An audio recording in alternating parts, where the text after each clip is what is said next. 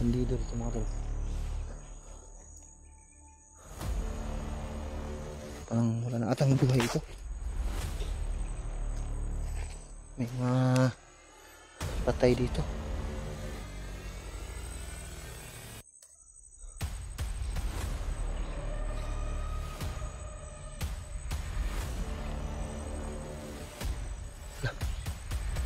Meron din dito mga tol.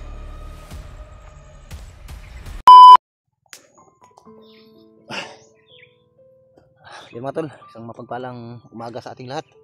So, welcome back to my YouTube channel. So, kakarating ko lang sa areang ito mga tol. So, galing ako doon sa bayan. Bumaba ako pansamantala dahil may alam din ako na tindahan na pwedeng mapagbilhan. So, bumaba muna ako mga tol pansamantala. Bumili ako ng gamot. So, medyo okay na yung pakiramdam ko kasi yung sakit ng ulo ko dahil siguro yun sa lagnat at puyat at pagod. So, nakabili ako ng kunting pagkain kaya medyo nanambalik na yung lakas ko mga tol. So, hindi na gaano. So, hindi ako nakapag-upload ng 2 araw dahil sa karamdaman ko. So, hindi na lang ako nag-video. Bumaba ako para mas madali ako makarating doon sa bayan. Tapos nag-charge din ako ng aking cellphone dahil nalubat din yung cellphone ko. So, agad naman akong bumalik dito mga tol.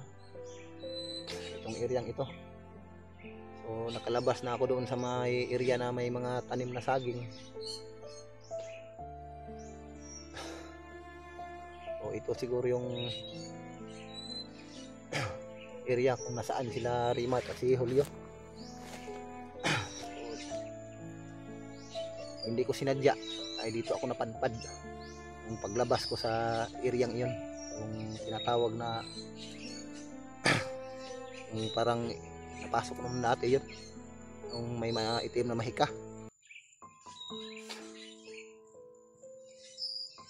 So sana sa areang ito ay dito kami magkikita at magkasalubong ng aking mga ibang kasama. So, tungkol naman doon sa bihag na babae, parang nailayo na ng mga bandido. So, patuloy ko pa rin minamanmanan mga tol. So, hindi ko titigilan hanggat sa hindi ko makita. Dahil yung mga previous ko na video nung na-upload ko ay may babae talaga na sumisigaw mga tol. So sa dami ng mga kalaban ay hindi ko nakuha kaagad.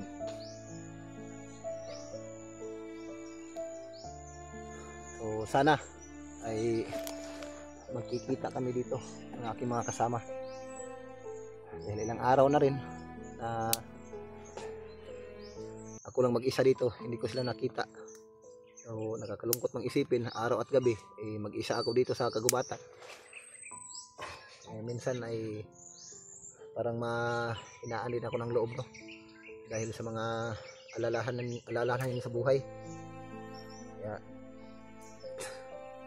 patuloy pa rin akong lumalaban mga tol. So, hindi ako nagpapadala mga alalahanin sa buhay, lalong lalo na sa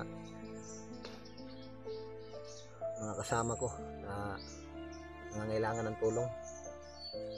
So minsan ay mawala sa isipan ko yung babaeng narinig ko na nangangailangan ng tulong, pero nakukonsensya din ako mga tol kung hindi ko rin siya hahanapin. So kahit sino na masagupa ko dito, kahit mag-isa lang ako, sana ay magtagumpay ako sa aking misyon at mailigtas ko sila. Minsan kasi parang binabaliwala ko na lang yung babae na naririnig ko dahil sa aking sarili din ay nanghihina din yung katawan ko. So minabuti ko muna na palakasin ko muna yung sarili ko at pagkatapos naman noon ay saka ko na sila hahanapin. So ilang oras at gabi na nagtatago lang ako sa ilalim ng mga damo para hindi ako makita ng kalaban habang nagpapalakas ako ng aking katawan. So yun mga tol, pakishare na lang akin ng video sa video ko mga tol para malaman din ng aking mga kasama na andito ako sa area. So, bagong area lang na narating ko. So iwan ko lang kung familiar nila itong area ito. So patuloy tayo mga tol. Hindi tayo pwede mag-aksaya ng oras habang malakas pa yung katawan ko. Dahan-dahan tayo mga tol.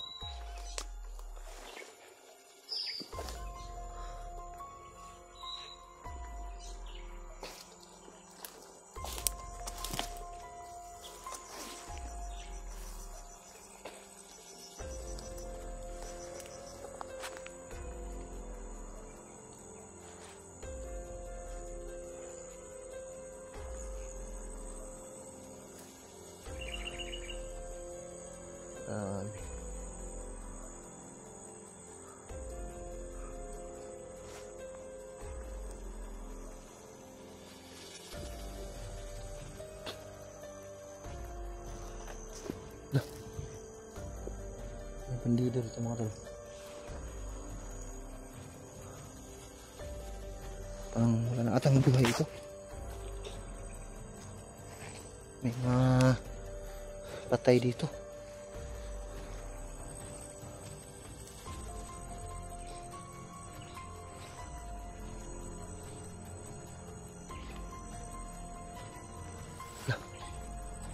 Meron din dito mga tol.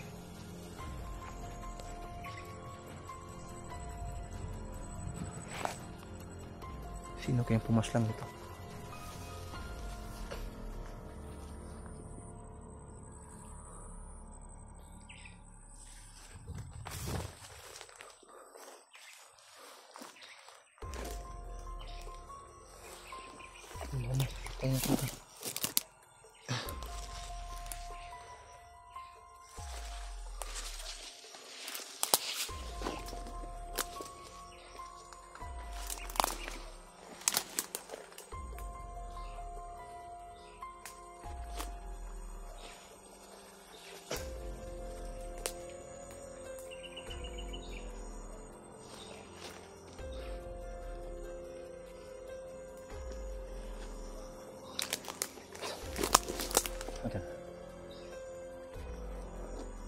May nadaanan akong patay na bandido dito.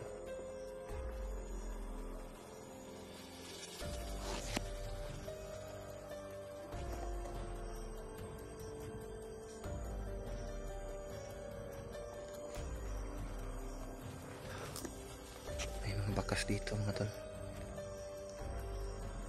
Parang may dumaan, parang may sumisi dito sa ilalim.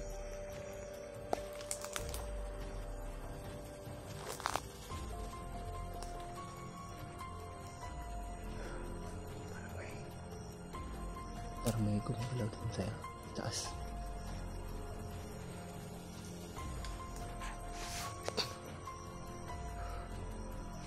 May malaking puno dito mga tol. Dito sa taas.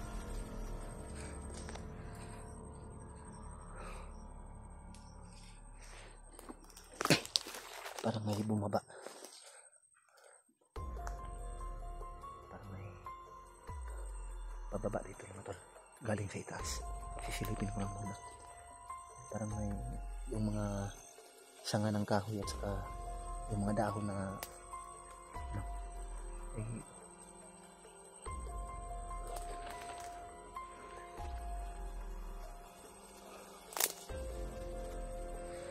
parang may bumaba galing yan.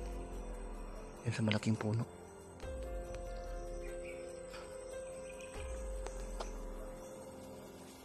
Sisilipin na natin.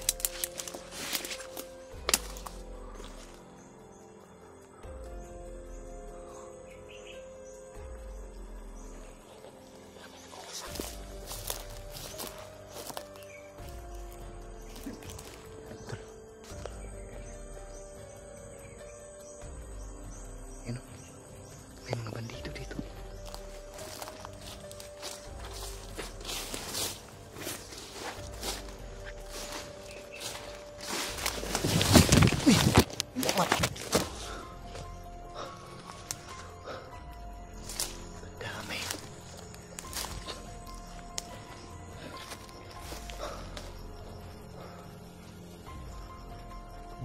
naman.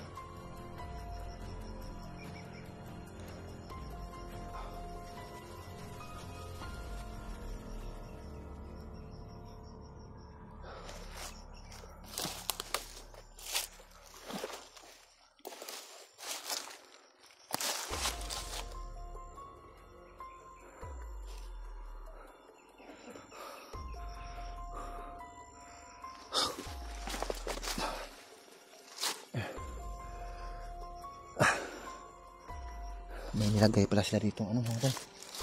Delikado dito pala. May mga bitag silang nilagay dito. Muntik pa ako mahulog sa bitag nila. Gumagawa sila ng naghuhukay sila sa lupa. Tapos maapakan mo, mahulog ka. Buti na lang ay isang paa lang yung hulog ko, kaya naka-ahon ako kaagad.